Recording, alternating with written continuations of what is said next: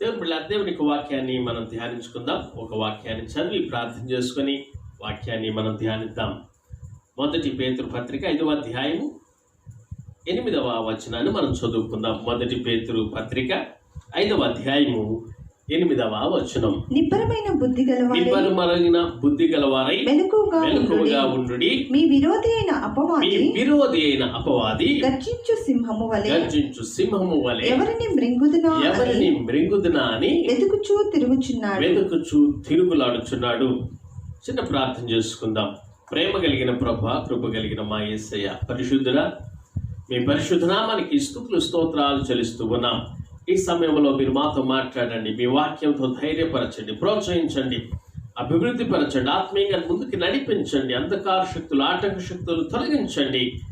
నీ కృపలో భద్రపరిచి నడిపించమని ప్రార్థన చేస్తూ ఈ ప్రార్థన మనవులు మా ప్రభు నీ ప్రియకుమారుడైన యేసయ్య పేట అడిగి వేడుకుంటున్నాను తండ్రి. ఆమేన్. ఆమేన్. ప్రియ దేవుని బిడ్డలారా, దేవుని యొక్క వాక్యాన్ని మనం ధ్యానించబోచున్నాం. నిజానికి మనకి ఒక శత్రువు ఉన్నాడు. ఇక్కడ రాయబడి ఉన్నది విరోధి అని రాయబడి ఉన్నది. నిబ్బరమైన బుద్ధి గలవారై మెలకువగా ఉండుడి. మీ విరోధి అయిన అపవాది. మనకి విరోధి ఎవరు అంటే అపవాది. చాలా సందర్భాల్లో మనకి విరోధులు మన యొక్క నైబర్స్ అవుతూ ఉంటారు, మనకు తోటి వారు అవుతూ ఉంటారు. వాళ్ళతో కాదు మనం పోరాడాల్సింది. మన విరోధులు వాళ్ళు కాదు. కొన్ని సందర్భాల్లో ప్రజలే మన పట్ల కార్యాన్ని జరిగిస్తూ ఉంటారు. ప్రజలే మనకు వ్యతిరేకంగా పనిచేస్తూ ఉంటారు. ప్రజలే కొన్నిసార్లు శత్రువులుగా ఉంటారు. అయితే వాళ్ళు నిజానికి మన శత్రువులుగా కాకూడదు. వాళ్ళని మనం ప్రేమించాలి, వాళ్ళ కొరకు మనం ప్రార్థన చేయాలి. కానీ సాతానుడు కొన్నిసార్లు ప్రజల ద్వారా, వారి యొక్క క్రియల ద్వారా మనల్ని అటాక్ చేస్తూ ఉంటాడు. ఒక సందర్భంలో శిష్యుడైనటువంటి పేతురు పలికినటువంటి మాటలను బట్టి యేసు ప్రభు వారు సాతానా వెనుకకు పోమని చెప్పి గద్దిస్తాడు.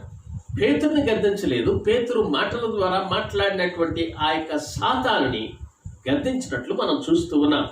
ఇక్కడ పేతురు పత్రికలో కూడా దేవుడు మనకి రాస్తూ విషయాన్ని తెలియజేస్తున్నటువంటి విషయం ఏంటంటే, మీ విరోధి అయినటువంటి అపవాది గర్జించు సింహము వలె ఎవరిని మృంగుదునా అని వెతుకుచూ తిరుగుచున్నాడు. దేవుని బిడ్డలారా, మన విరోధి ఖాళీ లేకుండా పనిచేస్తూ ఉన్నాడు, విరామం లేకుండా పనిచేస్తూ ఉన్నాడు. మన విరోధి విరామం లేకుండా పనిచేస్తూ ఉంటే మనమేమో విరామంతో ప్రార్థన చేయకుండా ఉంటూ ఉన్నాం. చాలాసార్లు మనము శోధన వచ్చినప్పుడు జయించాలి, శోధన అనేటువంటిది సాతానుడు చేసేటువంటి కార్యం. అదేవిధంగా విశ్వాసి శోధనని ఎదిరించాల్సినటువంటి కార్యం. సో శోధించటం శోధకుడి పని, విశ్వాసిగా ఎదిరించటం అనేటువంటిది విశ్వాసి పని అనేటువంటి విషయాన్ని నేను మీకు ఈరోజు జ్ఞాపకం చేస్తూ ఉన్నాను.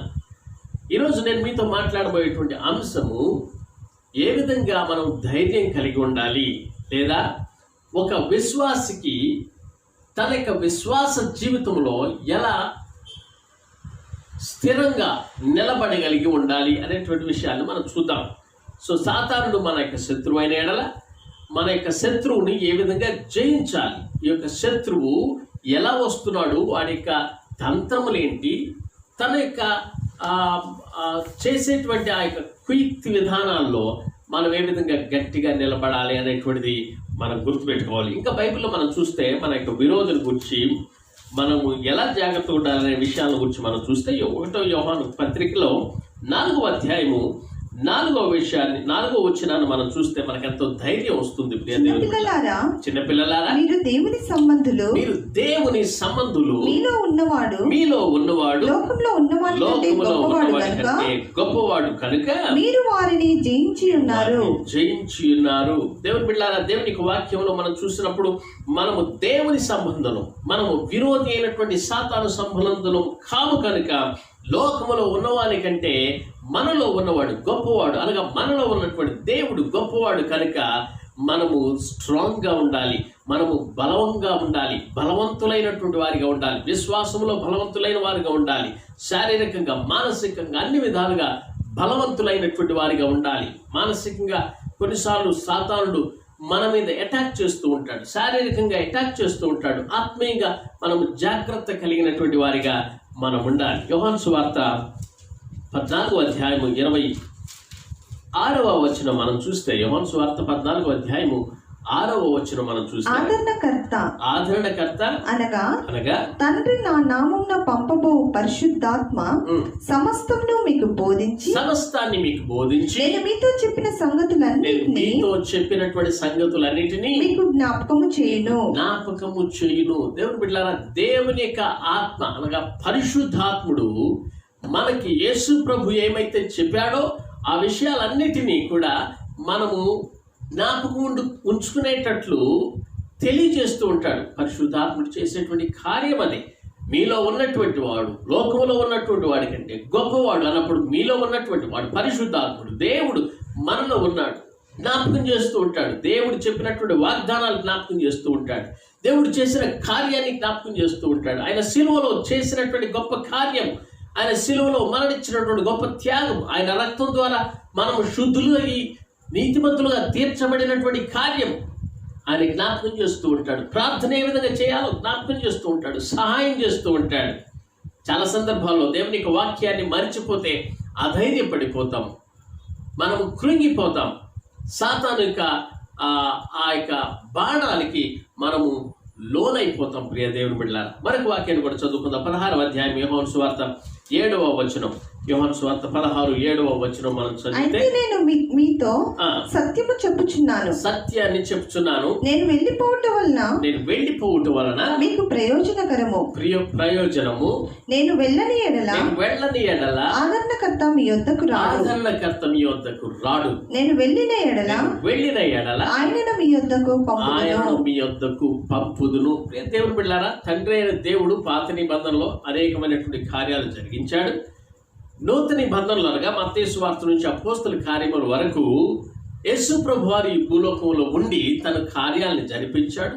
ఆయన ఎప్పుడైతే పునరుద్ధానుడై ఆరోహణం అయిపోయి పరలోకానికి వెళ్ళిపోయాడో ఆదరణకర్తను పంపిస్తానని చెప్పి వాగ్దానం చేశాడు. ఆయన ఆదరణకర్తను పంపించినప్పుడు పరిశుద్ధాత్ముడు ఈ లోకమునకు వచ్చి సంఘాన్ని స్థాపించాడు. పరిశుద్ధాత్ముడు రావటాన్ని బట్టి ఆయన ఇజ్రాయేలీలు మాత్రం లేడు, లేకపోతే ఇజ్రాయేలీలకు మాత్రమే చేయటం లేదు, భూలోకం అంతటా పరిశుద్ధాత్మ కార్యాలు జరుగుతూ ఉన్నాయి. మనం ఇప్పుడు పరిశుద్ధాత్మక యుగములో ఉన్నాం, కృపాయుగములో ఉన్నాం. దేవునికి స్తోత్రం, హల్లెలూయా. సో పరిశుద్ధాత్ముడు నీలో ఉండి కార్యాన్ని జరిగిస్తూ ఉన్నాడు. అందరి యొక్క హృదయాల్లో ఉండి దేవుని యొక్క కార్యాలని జరిగిస్తూ ఉన్నట్లు మనం చూస్తున్నాం. సో పరిశుద్ధాత్ముడు మనలో ఉండి కార్యాలు జరిగిస్తూ ఉన్నప్పుడు, మనకి సలహాలు చెప్తున్నప్పుడు, యేసు ప్రభు చేసినటువంటి కార్యాలని ఆయన మాటల్ని మనకి జ్ఞాపకం చేస్తూ ఉన్నప్పుడు, యుద్ధం ఏ విధంగా చేసి జయించాలో తెలియజేస్తున్నప్పుడు, మనము దేవునిలో ఉన్నప్పుడు, దేవునికి విధేయత చూపించినప్పుడు మనము మనకి శత్రువు అయినటువంటి సాతాన్ని మనం జయించగలం. ప్రియాలే దేవుని బిడ్డలారా, దేవునికి స్తోత్రం, హల్లెలూయా. సో దేవునికి వాక్యంలోనికి మరొక వాక్యాన్ని మనం ధ్యానిద్దాం ఈరోజు. ఎఫెసీ రాసిన పత్రిక మనకందరికి పరిచయమైనటువంటి వాక్యం. ఎఫెసీలకు రాసిన పత్రిక 6వ అధ్యాయము 10వ వచనాన్ని మనం చూద్దాం. Ephesians chapter 6 verse 10. తుదకు ప్రభు యొక్క మహాశక్తిని బట్టి ఆయన యందు బలవంతులై ఉండుడి. దేవుని బిడ్డలారా, చదవండి. ఇంకా మీరు అపవాది తంత్రములను ఎదిరించుటకు శక్తిమంతులగునట్లు దేవుడిచ్చి సర్వాంగ కవచమును ధరించుకొనుడు. ఇక్కడ మనం చూడాల్సినటువంటి అపవాది తంత్రములు అంటే అపవాది వచ్చేటువంటి వాడు సాతానుడు తంత్రములతో వస్తాడు, మంత్రములతో వస్తాడు, వాడి యొక్క కుయుక్తి ఆలోచనలతో వస్తాడు, మనల్ని మాయ చేయడానికి వస్తాడు. వాడిని ఎదిరించడానికి మనకి సర్వాంగ కవచం అనేటువంటిది తప్పకుండా కావాలి. ఆ సమయంలో స్ట్రాంగ్గా ఉండటం అనేటువంటిది చాలా అవసరం. ప్రియ దేవుని బిడ్డలారా, దేవునిలో బలవంతులుగా ఉండడానికి, సాతాన్ని ఎదిరించడానికి మనకు కావలసినటువంటి 5 విషయాల్ని నేను మీకు తెలియజేస్తాను, లేదా 5 మార్గాల్ని మనం ధ్యానిద్దాం ఈరోజు. ఈ యొక్క సాతాన్ని ఎదిరించడానికి కావాల్సినటువంటి 5 మార్గాలు. మొదటిది ఏంటంటే యాకోబు పత్రిక 4వ అధ్యాయము 7వ వచనం చదువుకుందాం. యాకోబు పత్రిక 4వ అధ్యాయము 7వ వచనం. కాబట్టి దేవునికి లోబడి ఉండుడి, లోబడి ఉండుడి. అపవాదిని ఎదిరించుడి, దేవునికి లోబడి ఉండుడి, అపవాదిని ఎదిరించుడి, ఎదిరించుడి. అప్పుడు వాడు మీ యొద్ద నుండి పారిపోవును. అప్పుడు వాడు మీ యొద్ద నుండి పారిపోవును. దేవుని బిడ్డ, చాలా సార్లు చాలా సందర్భాల్లో మనం ఎట్లా ఉంటామంటే అపవాదిని ఎదిరిస్తాం, అపవాదిని ఎదిరించడానికి ప్రయత్నం చేస్తాం. 4వ అధ్యాయం 7వ వచనంలో దేవునికి లోబడి ఉండం. మనం దేవునికి లోబడి ఉంటే అపవాదిని ఎదిరించగలం, అపవాది క్రియల్ని మనం ఎదిరించగలం. దేవునికి, దేవుని యొక్క ఆత్మకి, దేవుని యొక్క మాటలకి విధేయత చూపించేటువంటి వారిగా మనం ఉండాలి. We must submit to God and stand firmly against devil's attacks in the name of Jesus. యేసు ప్రభు యొక్క శక్తి కలిగినటువంటి నామములో దెయ్యాలను వెళ్ళగొట్టేటువంటి విధంగా, దెయ్యాలను ఎదుర్కొనేటువంటి విధంగా మనము దేవునికి సబ్మిట్ చేసుకొని ఉండాలి, అనగా లోబడి ఉండాలి. చాలాసార్లు లోబడకుండా దెయ్యాన్ని ఎదిరించడానికి, వాడితో యుద్ధం చేయడానికి ప్రయత్నం చేస్తే మనం విఫలమైపోతూ ఉంటాం. ఒకరోజు ఒక ఆయన దెయ్యాన్ని వెళ్ళగొట్టడం కోసం, సాతాను పెట్టినటువంటి ఒక స్త్రీని వెళ్ళగొట్టడం కోసం తన జుట్టు పట్టుకొని కుదుపుతూ తిప్పుతూ ఉన్నాడట. వెళ్ళిపోతావా, వెళ్ళిపోవా అని చెప్పి అడుగుతూ ఉన్నాడట. చాలాసేపు అయిన తర్వాత ఆ దెయ్యం కళ్ళు తెరిచేలా చూసేసరికి ఆ జుట్టు వదిలిపెట్టి కొద్దిగా వెనక్కి వెళ్ళాడు. వెనక్కి వెళ్ళిపోయి ధైర్యం చాలక నువ్వు వెళతావా వెళ్ళవా, వెళతావా వెళ్ళవా అంటూ ఉంటే ఆ దెయ్యం ఇంకా ఉరుగు చూస్తూ ప్రారంభించిందట. ఆ సమయంలో ఇంకేం చేయాలి తెలియక, నీ వెళ్ళకపోతే నేనే వెళ్ళిపోతానని చెప్పి వెళ్ళిపోయాడట. శక్తి లేనటువంటి వాళ్ళు దెయ్యాన్ని ఎదిరించలేరు. పరిశుద్ధాత్మ కార్యాలని ఎరగనటువంటి వారు, పరిశుద్ధాత్మ శక్తిని పొందనటువంటి వారు, దేవునికి తను తాను సమర్పించుకున్నటువంటి వారు సాతానుని ఎదిరించలేము. మనం చదివినటువంటి వాక్యంలో 4వ అధ్యాయం 7వ వచనం చదవండి. కాబట్టి దేవునికి లోబడి ఉండుడి, దేవునికి లోబడి ఉండుడి, అపవాదిని ఎదిరించుడి, అపవాదిని ఎదిరించుడి, అప్పుడు వాడు మీ యొద్ద నుండి పారిపోవును. అప్పుడు వాడు మీ యొద్ద నుండి పారిపోవును. మొదటి కార్యం మనం చేయాల్సినటువంటిది దేవునికి లోబడి ఉండటం. దేవుని బిడ్డలారా, ఈ కాలంలో ఎంతమంది దేవునికి లోబడి ఉంటున్నారు? ఎంతమంది దేవునికి వాక్యానికి లోబడి ఉంటున్నారు? ఎంతమంది పరిశుద్ధాత్మ కార్యాలకి లోబడి ఉంటున్నారు? ఎంతమంది దేవునిక దాసులకి, దేవునిక సేవకులు చెప్పేటువంటి మాటలకు లోబడి ఉంటున్నారు? దేవుని వాక్యానికి లోబడి ఉండటం, దేవుని బిడ్డలకి లోబడి ఉండటం సాతాను ఎదిరించడానికి ఒక మెట్టు అనేటువంటి విషయాన్ని మీకు నేను జ్ఞాపకం చేస్తూ ఉన్నాను. ధైర్యంగా, బలంగా నిలబడి సాతాను యొక్క మార్గాల్ని ఎదిరించి మనం ముందుకు సాగాలంటే మనము దేవునికి లోబడేటువంటి విధానంగా ఉండాలి. ప్రియ దేవుని బిడ్డ, లోబడినటువంటి వాళ్ళు ఎంతోమంది ఎగ్జాంపుల్స్గా మనం బైబిల్ గ్రంథంలో మనకి తెలుస్తూ ఉన్నారు, మనం తెలుసుకోవచ్చు. మనం ఒక ఎగ్జాంపుల్ మనం చూడాలంటే దావీదు దేవునికి లోబడ్డాడు, దేవునికి విధేయత చూపించాడు. దేవునికి విధేయత చూపించాడు కనుక ధైర్యంగా ఉండగలిగాడు. తను ఒక్కడే ఒంటరిగా ఉంటూ అరణ్యంలో గొర్రెల్ని మేపుకుంటూ అడవిలో ఉంటూ శత్రువు వచ్చినప్పుడు, గొర్రెల మీదకి శత్రువు వచ్చినప్పుడు పోరాడి జయించగలిగాడు. ఎలుకబంటి ఒక సందర్భంలో వచ్చినప్పుడు ఎలుకబంటిని కూడా పోరాడి చంపగలిగాడు. సింహాన్ని చీల్చివేయగలిగాడు. తనకు ధైర్యం ఎలా వచ్చింది?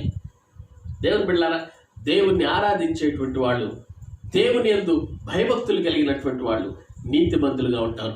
నీతిమంతులుగా ఉన్నవాళ్ళు సింహాల వలె ధైర్యంగా ఉంటారని బైబిల్ వాక్యాన్ని తెలియజేస్తూ ఉన్నాడు.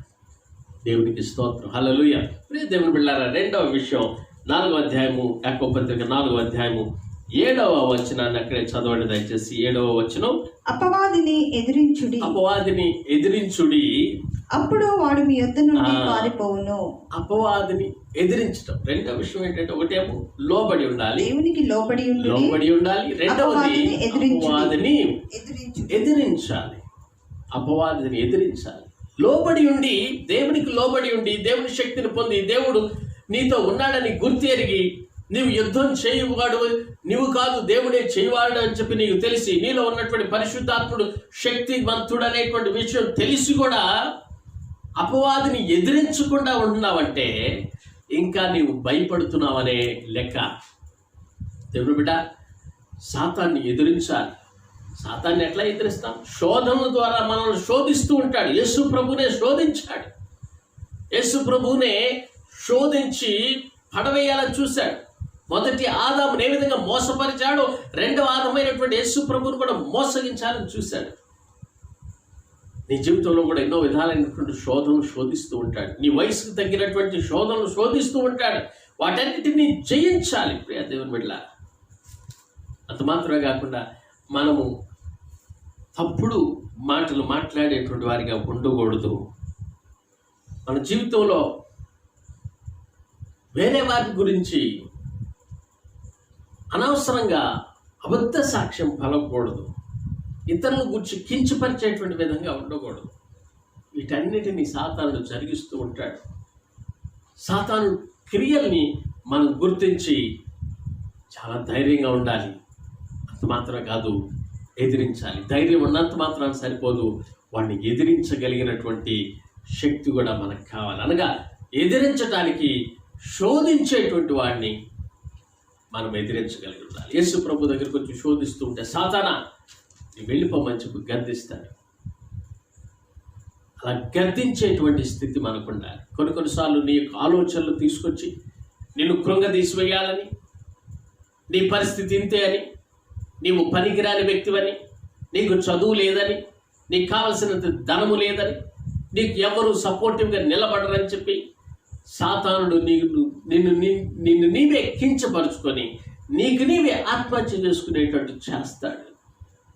అలాంటి సమయంలో నోరు తెరిచి సాతానా నా వెనుకకు పొమ్మని చెప్పి గద్దించాలి. ఎందుకు అంటే నీతో ఉన్నవాడు గొప్పవాడు. ఎందుకు అంటే నీలో ఉన్నవాడు పరిశుద్ధాత్ముడు. ఎందుకు అంటే నీకు దేవుడు ధైర్యాన్ని ఇస్తాడు. ఎందుకంటే ఆయనకి నీవు విధేయత చూపించావు కనుక నీవు ఎదిరించడానికి కూడా శక్తినిచ్చాడు అనే విషయాన్ని గమనించాలి ప్రియ స్నేహితుడా, దేవుని బిడ్డ. మూడవ విషయం, మొదటి దశలోనికి రాసిన పత్రిక 5వ అధ్యాయము 17వ వచనం. 1 Thessalonians chapter 5:17. 5వ అధ్యాయము 17వ వచనం. ఎల్లప్పుడూ సంతోషముగా ఉండుడి, ఎడతెగక ప్రార్థన చేయుడి. చాలు ప్రియ దేవుని బిడ్డలారా, మూడవ విషయం మనం చేయాల్సింది సాతాన్ని ఎదిరించాలంటే ఎడతెగక ప్రార్థన చేయాలి. మొదటిది మనం చెప్పుకున్నాము, దేవునికి లోబడి ఉండాలి. రెండవది సాతానుని అపవాదిని ఎదిరించాలి. మూడవది ఎడతెగక ప్రార్థన చేయాలి. Have a connection with God continuously. ఎడతెగక ప్రార్థన చేయడం. దేవుని బిడ్డలారా, ఎడతెగక ఎలా ప్రార్థన చేయగలం? ఎల్లప్పుడూ మనం ఎలా ప్రార్థన చేయగలం? పౌలు కూడా ఫిలిప్పీలకు రాసిన పత్రికలో చెప్తాడు, ఎడతెగక ప్రార్థన చేయండి అంటాడు. ప్రే వితౌట్ సీజింగ్. ఆపివేయకుండా ప్రార్థన ఎట్లా చేయగలం? ఆత్మలో ఆపివేయకుండా ఎప్పుడు ప్రార్థన చేయగలం. మనం ప్రార్థన చేస్తూనే మనం అన్ని పనుల్లో కూడా మనం నిమగ్నం అయిపోవచ్చు. దేవునితో సరైనటువంటి కనెక్షన్ మనం కలిగి ఉండవచ్చు. అలాంటి అనుభవం రావాలని మనం ప్రార్థన చేయాలి.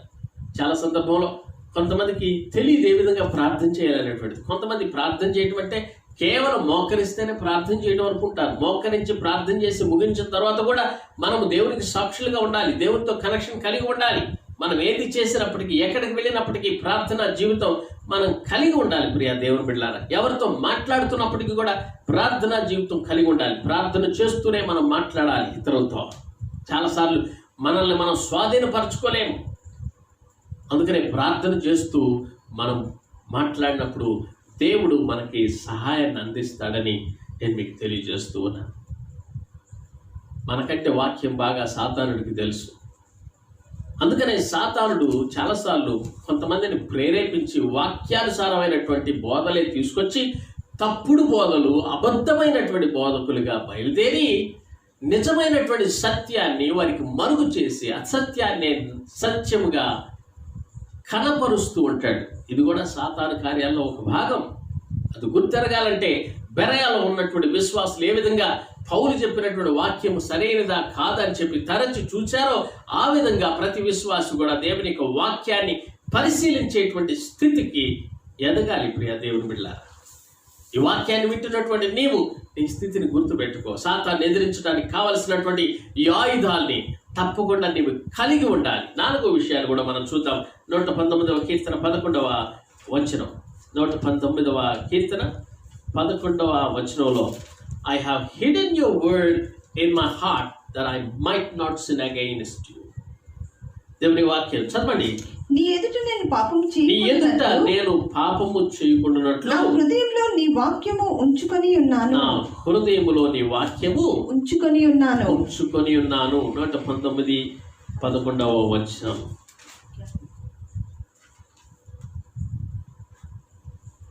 పాపము చేయకుండా ఉండాలంటే మనం ఏం చేయాలి? దేవుని వాక్యాన్ని మన హృదయంలో భద్రపరచుకోవాలి, హృదయంలో దాచిపెట్టుకోవాలి, ఉంచుకోవాలి. దేవుని బిడ్డలారా, చాలాసార్లు మన హృదయాల్లో ఏముంటాయి? అసూయ, క్రోధం, ద్వేషం, పగ, కోపం, ఇలాంటివన్నీ కూడా మన హృదయాల్లో ఉండిపోతూ ఉంటాయి. అలాంటివి ఉండటం వల్ల మన హృదయానికి బాధే, మన శరీరానికి బాధే. కొన్ని విడిచిపెట్టరానటువంటి మన హృదయాల్లో ఉంటాయి. విడిచిపెట్టనటువంటి అలవాట్లు కొన్ని ఉంటాయి. కొంతమందిని మర్చిపోలేనటువంటి రీతిగా వారు అన్నటువంటి మాటలు జ్ఞాపకం పెట్టుకుంటూ మరలా జ్ఞాపకం తెచ్చుకుంటూ వాటిని హృదయాల్లో దాచిపెట్టుకుంటూ ఉంటాం. ఎప్పుడో ఎన్నో సంవత్సరాల క్రితం జరిగినటువంటి సంభవాన్ని దాచిపెట్టుకుంటూ ఉంటాం, హృదయంలో భద్రపరుచుకుంటూ ఉంటాం. దేవుని బిడ్డలారా, దేవుని వాక్యంలో మనం చదివిన రీతిగా మనము మన హృదయంలో ఉంచుకోవాల్సినటువంటిది ఏంటి? హృదయంలో వాక్యాన్ని ఉంచుకోవాలి. నీ ఎదుట పాపము చేయకుండానట్లు నా హృదయంలో నీ వాక్యాన్ని ఉంచుకొని ఉన్నాను. దేవుని పిల్ల, దేవునికి వాక్యాన్ని వింటున్నటువంటి మీరు ఈ దినాన, ఈ సమయాన సాతాన్ని ఎదిరించడానికి వాక్యాన్ని లోపల భద్రపరుచుకున్నావా? ఎప్పుడైతే నీవు అనారోగ్యంగా, నీ శరీరంలో అనారోగ్యం చోటు చేసుకొని, ఈ యొక్క అనారోగ్యము నన్ను చంపేస్తుందనేటువంటి భయము పట్టుకొని, ఇక ఈ యొక్క అనారోగ్యానికి మందు లేదనేటువంటి పరిస్థితిలో నీవుండి, మంచం మీద పడి ఉండి, అయ్యో ఇక నాకు పరిస్థితి లేదు, నిరీక్షణ లేదు అనుకునేటువంటి స్థితిలో నీవు ఉంటే, నీవు దేవుని బిడ్డవైతే నీ హృదయంలో వాక్యాన్ని భద్రపరుచుకుంటే దేవుని యొక్క వాగ్దానాల్ని నీకు పరిశుద్ధాత్ముడు జ్ఞాపకం చేస్తాడు. ఆ వాగ్దానాల్ని వల్లించినప్పుడు, దేవుడు ఆ వాగ్దానాల్ని గుర్తు చేసినప్పుడు, ఆ వాగ్దానాలను వినటం ద్వారా, వాగ్దానాల్ని జ్ఞాపకం చేసుకోవడం ద్వారా, నీ హృదయంలో ఉన్నటువంటి ఆ మాటలు నీ చెవిని పడటం ద్వారా, నీ హృదయంలో కార్యాన్ని చేయటం ద్వారా నీ విశ్వాసం అనేటువంటిది పెరుగుతుంది. దేవునికి స్తోత్రం. హల్లెలూయా. స్వస్థపరచు యెహోవాను నేనే అన్నాడు. ఆ వాగ్దానం గుర్తుపెట్టుకొని, ప్రభువా నీవు స్వస్థపరచు, ఎంతోమందిని నీవు స్వస్థపరిచావయ్యా, ఈరోజు నన్ను స్వస్థపరచు. కుంటివాడు కేకలు వేశాడు, దావీదు కుమారుడా నన్ను బాగు చేయమని. పుట్టుగుడ్డివాడు కేకలు వేశాడు, దావీదు కుమారుడా నన్ను బాగు చేయమని. ఎంతోమంది బాగు చేయమని ప్రార్థన చేశారు. పేతురు ప్రార్థన చేశారు, దేవా నన్ను రక్షించు, నేను మునిగిపోతున్నానని చెప్పి చెయ్యెత్తి ప్రార్థన చేశాడు. దేవుడు ఆ ప్రార్థన ఆలకించాడు, చెయ్యి పట్టుకొని లేవనెత్తాడు. ప్రియ దేవుని బిడ్డ, ఈ దినాన, ఈ సమయంలో నీవు ప్రార్థన చేస్తూ ఉంటే, నీవు ఇలాంటి సమస్యలు కూడా నీవు వెళుతూ ఉంటే, నీవు చేసేటువంటి ప్రార్థన నీకు సహాయం చేస్తుంది.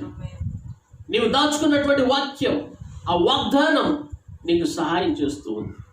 దేవుడు తప్పకుండా ఆ వాగ్దానం ప్రకారంగా దేవుడు మనల్ని నడిపిస్తాడని చెప్పి మనం జ్ఞాపకం పెట్టుకోవాలి. ప్రియ స్నేహితులారా, దేవుని బిడ్డలారా, దేవుని వాక్యాన్ని వింటున్నటువంటి మీరు మొట్టమొదటి మనం చేయాల్సినటువంటిది సాతానుని ఎదిరించాలి. రైట్, మొట్టమొదటి మనం చేయాల్సినటువంటిది దేవునికి విధేయులవ్వాలి, లోబడాలి. రెండవది సాతానుని ఎదిరించాలి. మూడవది ఎడతెగక ప్రార్థన చేయాలి. నాలుగవది దేవుని యొక్క వాక్యాన్ని మన హృదయంలో భద్రపరచుకోవాలి. ఐదవ విషయాన్ని చెప్పి నేను ముగిస్తాను. Tell others about Jesus. యేసు ప్రభువును గురించి ఇతరులకి తెలియజేయాలి.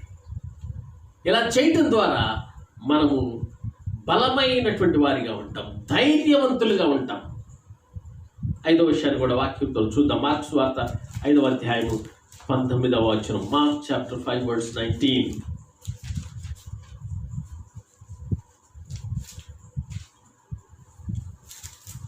Go home to your family and tell them how much the Lord has done for you. ఇక్కడ ఒక అద్భుతాన్ని దేవుడు ఆయన చేశాడు. వానికి సెలవీయగా నీవు నీ ఇంటి వద్దకు వెళ్ళి ప్రభువు నీ యందు కనికరపడి నీకు చేసిన కార్యములన్నిటినీ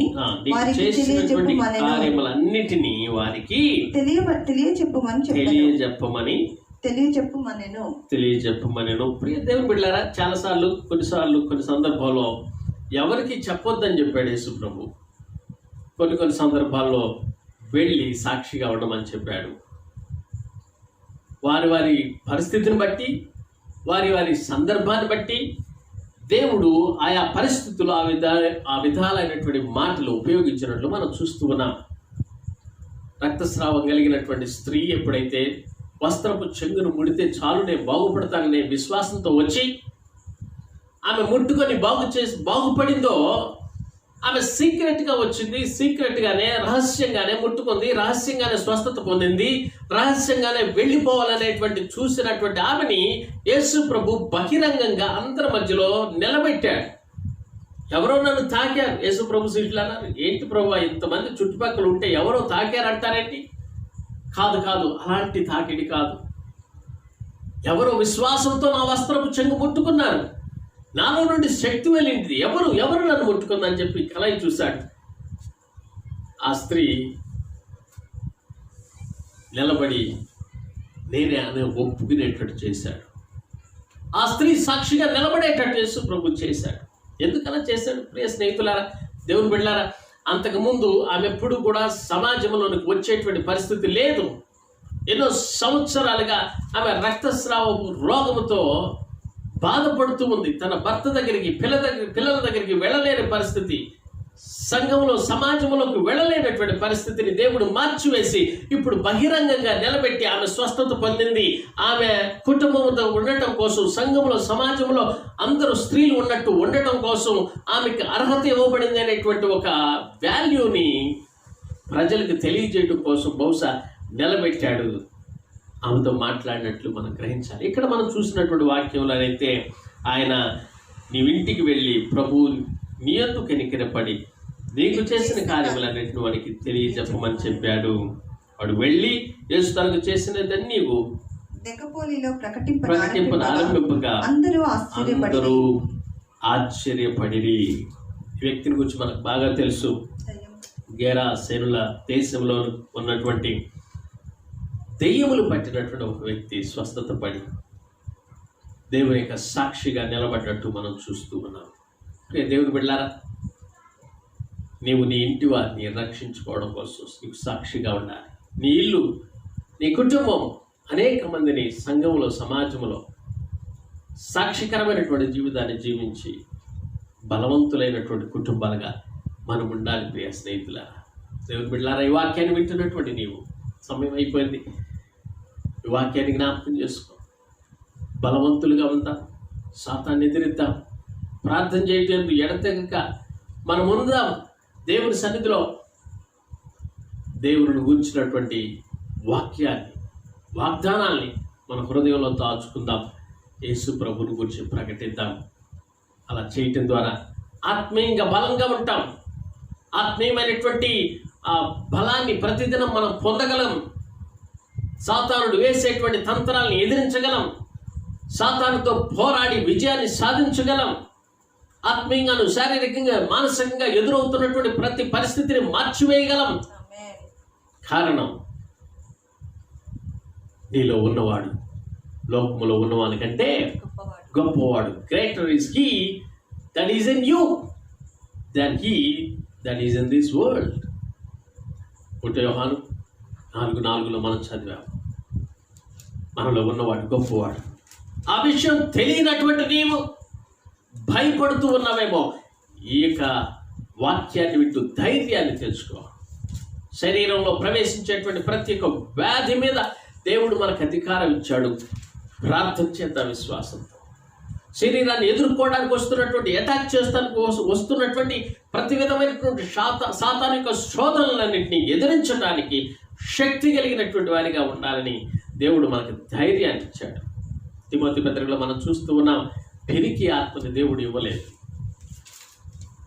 ధైర్యంగా ఉందాం. Praise the Lord. హల్లెలూయా. సాతాన్ని ఎదిరిద్దాం ప్రియ స్నేహితులారా. మనకి శత్రువుని ఓడిద్దాం. జీవితంలో ఆత్మీయంగా ప్రతిదినం ఎదుగుదాం. ఇలా పోరాడి సాతాను మీద విజయాన్ని సాధించి దేవునికి సాక్షులుగా, దేవునికి మహిమార్థమైనటువంటి వారిగా, దేవునికి మంచి పేరు తెచ్చేటువంటి వారిగా సంఘములోను సమాజంలోనూ మనం ఎదుగుదాం. ఒకవేళ రాకడ ఆలస్యమైతే ఆ విధంగా ఉందాం. ఒకవేళ రాకడ యేసు ప్రభు యొక్క రాకడ ఇదే తరుణంలో వస్తే మనం సిద్ధపడి ఉందాం. దేవునికి సన్నిధిలో ఆయనతో పాటు వెళ్ళి నిత్యత్వంలో ప్రవేశించి సంతోషం, ఆనందం, సమాధానాన్ని మనం పొందటానికి. ప్రియ సహోదరి, సహోదరుడా, స్నేహితుడా, ఈ సమయంలో అంత ప్రార్థనలో ఏకీభవిస్తావా?